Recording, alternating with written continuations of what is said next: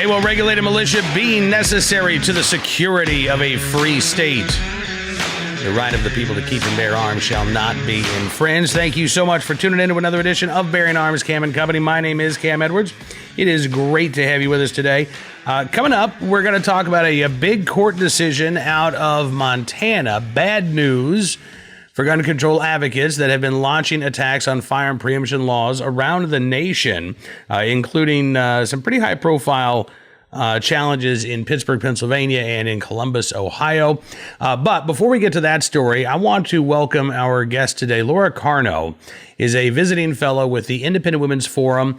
She also works extensively with Faster Colorado, which trains teachers who have volunteered. They've been vetted by their local school districts to undergo training to be armed school staff. And the reason why I welcome Laura to the program today is because in the state of Illinois, apparently, the Illinois School Board Association is getting ready for its annual meeting next month.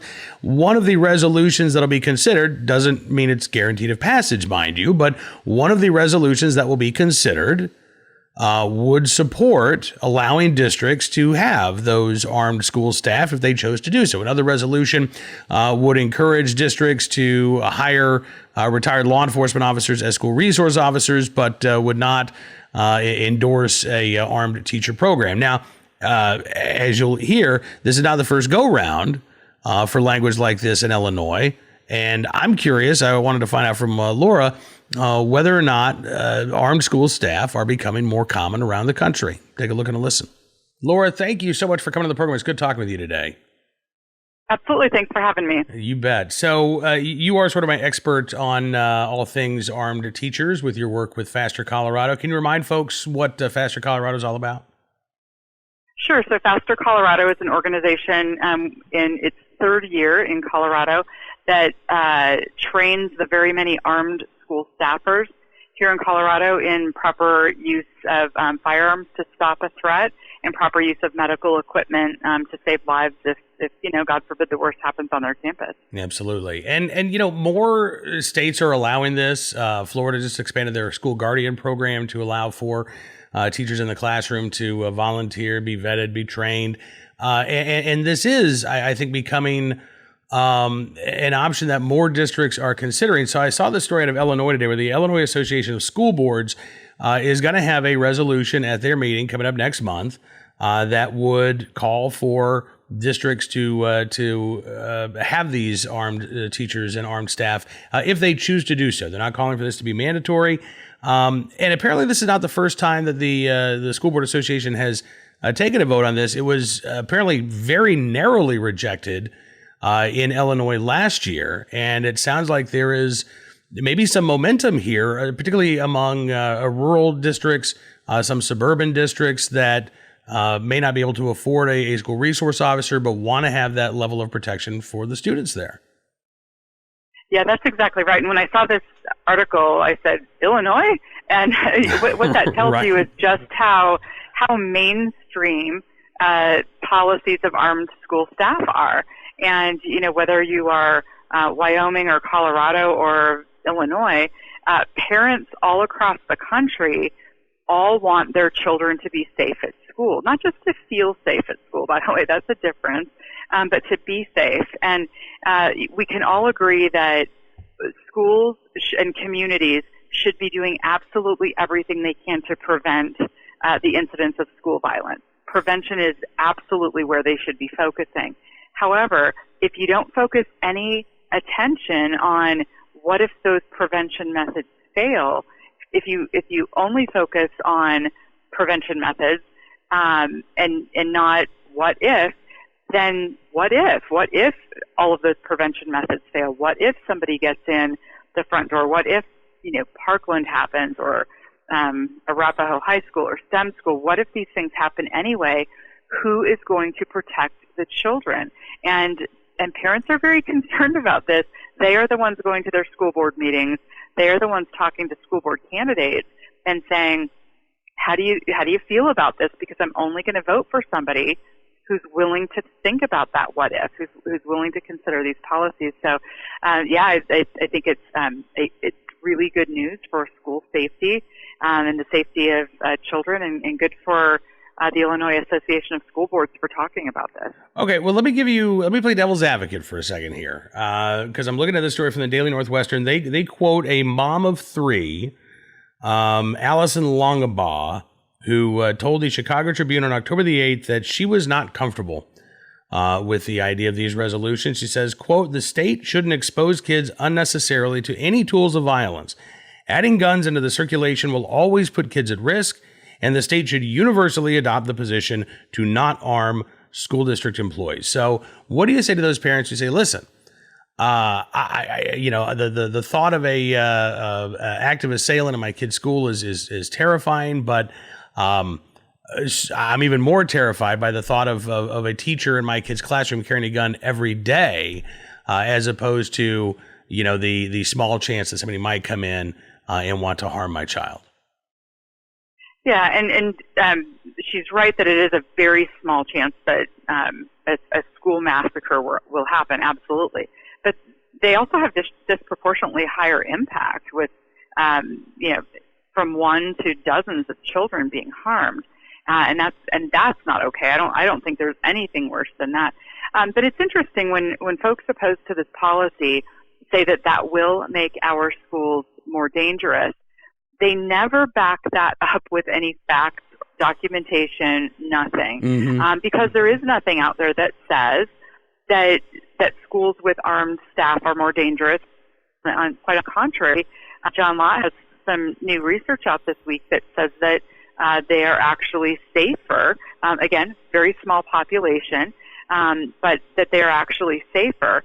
And the other interesting thing, Cam, when I hear people say the introduction of guns into these environments, it's almost as if they want us to think of, a teacher or a coach or somebody with an open carry firearm. Maybe they take it out of the holster every so often and spin it around their finger just for effect. That is not what anybody's talking about nationwide. This is deep concealment, concealed carry holders who are very experienced, very well trained, who will never know who they are unless something happens and a killer who is either killing children or intending to kill children needs to be stopped. And the only thing, ask police officers why they carry firearms, is there are some situations that a firearm is the only defensive measure. And so her description of it, I think, calls to mind some things that aren't really what's happening in practice out there. Well, and it is interesting because everybody does talk about this in a hypothetical situation, ignoring the fact that there are thousands of teachers in states around the country, hundreds of school districts that already allow this. So you're right. We don't need to have this hypothetical conversation. We can actually look at what's taking place around the nation. The Appeal.org had a story today talking about how armed teachers might be a part of a new school to prison pipeline. And I want to quote here from, now this is from the Southern Poverty Law Center, Laura, which, I happen to believe is sort of a scam organization. But they published a report talking about the commission that was set up after Parkland to consider what can be done to improve school safety. And they said that they approved and they support armed school teachers, the Guardian program. So the Southern Poverty Law Center says that this, quote, will place students at greater risk of getting shot and or wrongfully arrested, put their privacy and liberty in jeopardy, strip them of civil rights, create school environments that are more tense, anxiety-provoking and traumatic, breed distrust between students and faculty, and absorb funds that could be used on programs that are actually shown to make schools safer for all students. Now, again, if that really is what happened when these policies were put in place, I don't think that you'd have hundreds of districts that have done this. And to the best of my knowledge, Laura, correct me if you know differently, but I'm not aware of a single school district around the country that has adopted armed school staff and has then changed their mind and said after a semester or a year, well, no, that's not the way we want to go. Yeah, good point. I have not heard of that either. And I think if it happened, certainly in Ohio or in Colorado, where we have the faster branded training programs, that we would have definitely known about that. But it's interesting because this, they're talking about what happened in Parkland and what the Parkland report said, and with this, school to prison pipeline, the Promise program, which is a whole other segment on its own. But if folks have heard of or have read Why Meadow Died, which is Andrew Pollack's expose on all of the failures that happened at Parkland, the fact that there was this Promise program that maybe had an initial intention to stop as they call it, the school to prison pipeline, what it caused them to do is not report things that were actually going on, depending on the student's ethnic background or disability. And by the way, being disruptive in school is a disability. So in the Promise program, so if children are being disruptive in school, if in the case of the Parkland killer, threatening the lives and safety of other people and actual death threats before the actual killings, if that behavior is called disruptive, and calling it disruptive is a disability, and calling it a disability means you can't report them to law enforcement, you can see how you get this vicious spiral of the dangerous kids are not being addressed in the way they. Oh, I think we might have lost you there for a second. You there? I'm still here. Okay. Absolutely, you're right. These individuals are falling through the cracks, or not even falling through the cracks, but right. I mean they're ignored by the system that is set up to, in fact, ignore these types of problems under the guise of, again, a very well-intentioned idea. Well, we don't want to just, see a lot of young men go to prison for minor crimes, but at the same time, you can't ignore the real issues that are happening here. But one of the other things I want to just touch on is that, this commission says this Southern Poverty Law Center says that this will, quote, place students at greater risk of getting shot and or wrongfully arrested. No, it won't, because these teachers are not law enforcement officers. These are not school resource officers. They are teachers who, as you say, are carrying for one specific purpose, right? A fight breaks out in the lunchroom, teacher's not going to pull out a gun. Let's see, if there's, even let's say that there's a big fight in a classroom that the teacher's in. Teacher's not going to pull out the gun. They are there as that first line of defense against an active assailant. That's it. Right. Yeah, and a common question that we hear from folks who don't support this policy is they ask a question, somebody must have poll tested this or something. What if there is a disagreement between a teacher and a student over a grade, and the teacher shoots the student? And I know that sounds ridiculous, Cam, but I have heard that question in public forums half a dozen times maybe. And I ask the question, if there is a disagreement today between a teacher and a student, and the teacher punches the student in the face, we would hear about that being a big trend out there of teachers punching students in the face because of an argument over a grade. That is not happening. And so if it's not happening with a fist, it's not going to happen with a firearm. And if for some reason a teacher did that, punched a student in the face over a dispute over a grade, guess what? Teacher would be fired. So I think we already have disincentives out there in teacher protocols and policies that keep those things from happening. It's not going to happen with an armed teacher either. It's not. And I think that it is a false fear because honestly, if you're really that scared of your kids' teachers, why are you sending them to school in the first place with those teachers? Sure, yeah. If you're, sure. Well, I don't trust that teacher. Well, again, I'm guessing there are going to be some issues regardless of whether or not there's an armed school staff program in place. So do you feel like these are signs of progress, what we're seeing in Illinois with this resolution that's going to be voted on next month? Are you seeing continued progress in Colorado in terms of more districts having this conversation about whether or not they want to take this a step for school safety? Yeah, absolutely. And here in Colorado, with Faster Colorado, we respond to the need that's out there. So I am always in touch with schools who are somewhere in process to figure out when they're going to need classes to make sure we can meet that demand. Last year, we had to add a Thanksgiving week class and a spring break class. this year we've just added a Thanksgiving week class as well, just due to demand. And I'll, again, keep an ear to the ground. If there's more need, we will add another spring break class ahead of our normal summer training schedule offerings. And so, yes, we're seeing it here in Colorado. And I think that what's happening in Illinois is just reflective of this sort of parent-driven conversation where parents want to know. They hire the school, so to speak, to educate their child and keep them safe. And this is part of it. So I think it's becoming far more mainstream than the folks who oppose this policy would like to believe. But it is. When Illinois is doing this, again, it's not Montana, it's not Wyoming, it's not Texas, it's Illinois. It just lets you know that it is a universal truth that parents want their children to remain alive and not be in jeopardy. So I think that's the message for us here. All right. Laura Carno, visiting fellow at the Independent Women's Forum as well. Appreciate you coming on the program. Thank you so much for your time today. Absolutely. Thanks so much. All right. Now on to the story I mentioned just a couple of minutes ago, Montana, where the state Supreme Court striking down a universal background check law in the city of Missoula because the court said that this ordinance clearly violated the state's firearms preemption law. What is the firearms preemption law? Basically, it is a law that is usually established by state legislatures.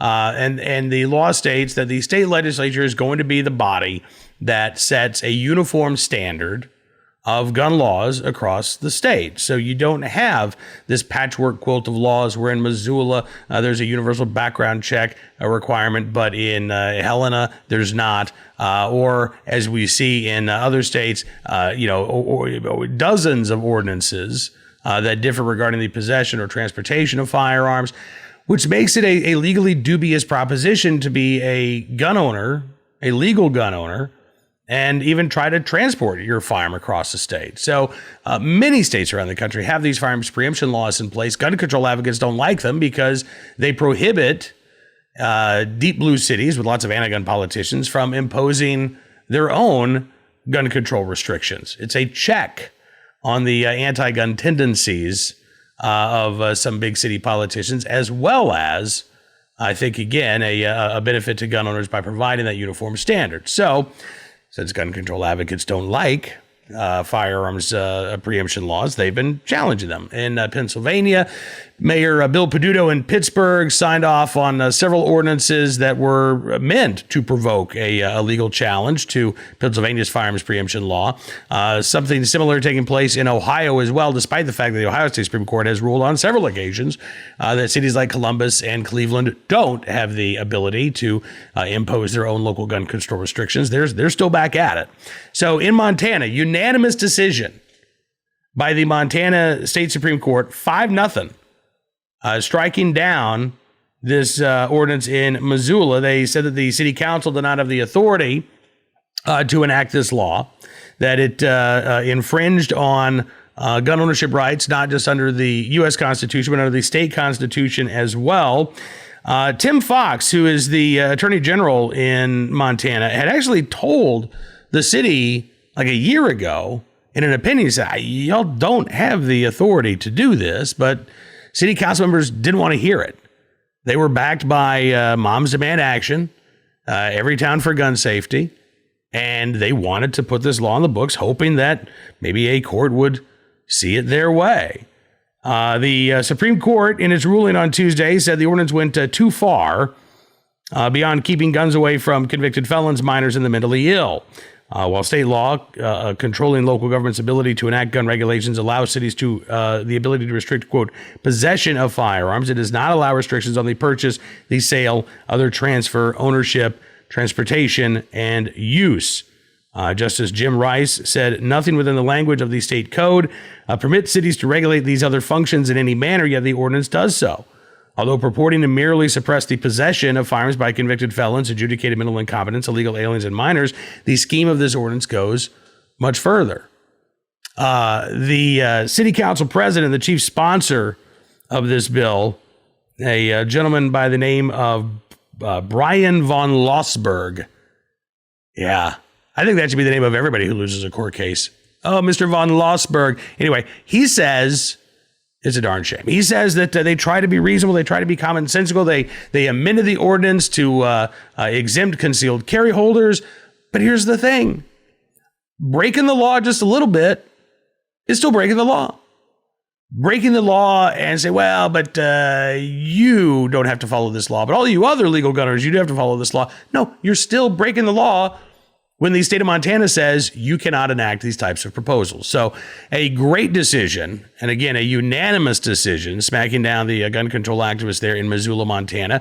This should put a stop to similar activities around the state. But again, we are still watching court fights in Ohio, in Pennsylvania, and also, I should tell you, we are, about 6 weeks away from a lot of legislative sessions kicking up for 2020. There are going to be a number of states around the country that are going to be debating ending firearms preemption. I know in Virginia, where I live, we're here in Farmville, Virginia, there's going to be a bill introduced that would simply scrap Virginia's firearms preemption laws and allow for cities like Richmond or Virginia Beach or Fairfax up in Northern Virginia, Alexandria, to impose almost whatever gun control laws they want. And if that's happening in Virginia, I guarantee it's going to be happening in other states around the country. All right, let's get to today's Armored Citizen story, our good deed of the day, and our look at the affairs in the criminal justice system. Yeah, we'll call this one the Recidivism Report. Out of Tennessee, Nashville, crime victim calling out the Nashville criminal justice system as inadequate. That gentleman right there in the stripes. Yeah, his name is Carl Hessen, and he has a bad habit, apparently, of allegedly committing crimes and then getting arrested for those crimes and then bonding out and then allegedly committing more crimes when he's out on bond. So WKRN in Nashville went to Lebanon, Tennessee, and talked with one of his earlier victims. Police say that Hessen went through this woman's car, and then stole thousands of dollars worth of plumbing equipment from her business. She said he is a nightmare. She says that she and her husband hired Carl Hessen back in early September to work at their small plumbing business. They quickly realized that he was stealing from them, damaged their truck, broke into their shop, and ended up apparently just going on a burglary spree in her neighborhood as well. And she says, listen, this guy should have been behind bars because of what he was doing, not in Lebanon, but months ago in Nashville, Tennessee. News 2 in Nashville says that in August and September, Nashville police arrested Hessen multiple times for violent crimes, including domestic violence on his wife, where she was brutally beaten. Arrest affidavits indicated he threatened to, quote, kill her and blow her head off. He actually made that threat from the Davidson County Jail while he was under arrest for violent crimes. He was arrested for assaulting a Metro police officer. He was arrested and charged with strangling his sister and punching her in the face after he claimed that she took his pills. Almost a dozen charges in Nashville for violent crimes, and he keeps bonding out and then allegedly committing more of these crimes, violent crimes, while he's out on bond. And then he goes before another judge, and the judge keeps giving him bond, keeps saying, all right, you're not a threat to society, you're not a flight risk. And then he goes out and commits another violent crime, allegedly. That would maybe be a danger to society, I would think, right? Finally, this ends on October the 3rd, when residents of Portland, Tennessee start calling 911, saying that there's a guy breaking into their homes, their sheds, their cars. Police found the suspect, Carl Hessen, at the crime scene. WKRN reports once he sobered up, Portland detectives say he was cordial and apologetic. Detectives say he was so high on Xanax, he didn't remember most of what he had done. So now he's been charged with a multitude of crimes, but guess what? He can still post bond. His bond is set at $65,000. So despite all of this, Hessen could still bond out. It's amazing.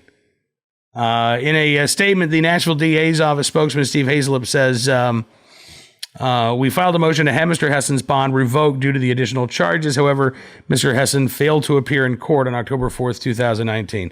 Wow, there's a real shock, right? That the guy you keep letting out and he allegedly keeps committing more violent crimes didn't show up for his court date. I don't know about you.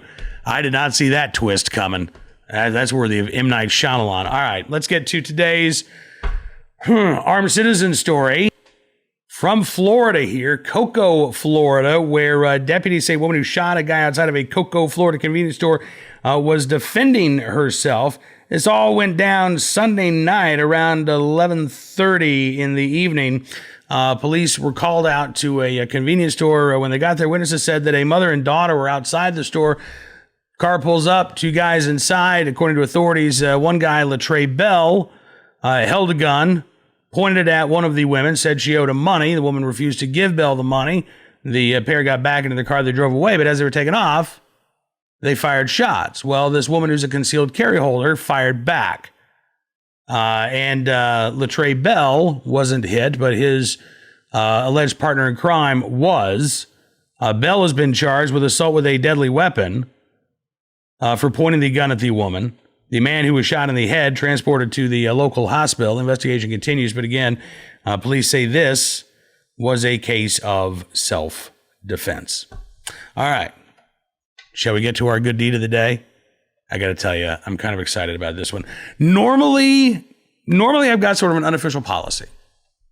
Officers run across animals that are in need all the time, and they rescue animals. They pull, buckets off of deer's heads, and they help skunks, get out of a trash can, whatever. I tend to avoid those types of stories, but this one I couldn't ignore. There's still so many unanswered questions with the story, like why was that chicken trying to cross the road? How did it get in the middle of an interstate median anyway? But Columbus police officer Brad White was on patrol. This was, I believe, Monday afternoon when he saw somebody in the median of I-70 and I-270 in Columbus, and he noticed them kind of running around. As it turns out, it was a veterinary student, yeah, there you go, named Jessie Kay, according to police reports, who was trying to capture her chicken that had somehow gotten loose. She was waiting. This was rush hour. This was like just before 6 p.m., She was waiting until it got dusk so the chicken would quit freaking out and would roost. When the sun goes down, chickens stop. If they're outside, they stop where they are. They'll find a tree someplace high. I have chickens. I have to deal with this on a regular basis. And so that's what she was doing. But in the meantime, it's middle of rush hour traffic. It's kind of a distraction, right? So Officer Brad White, along with a member of the Ohio Department of Transportation State Farm Freeway Safety Patrol, and Jessie Kay, all sort of triangulated, moved in closer, and grabbed the chicken.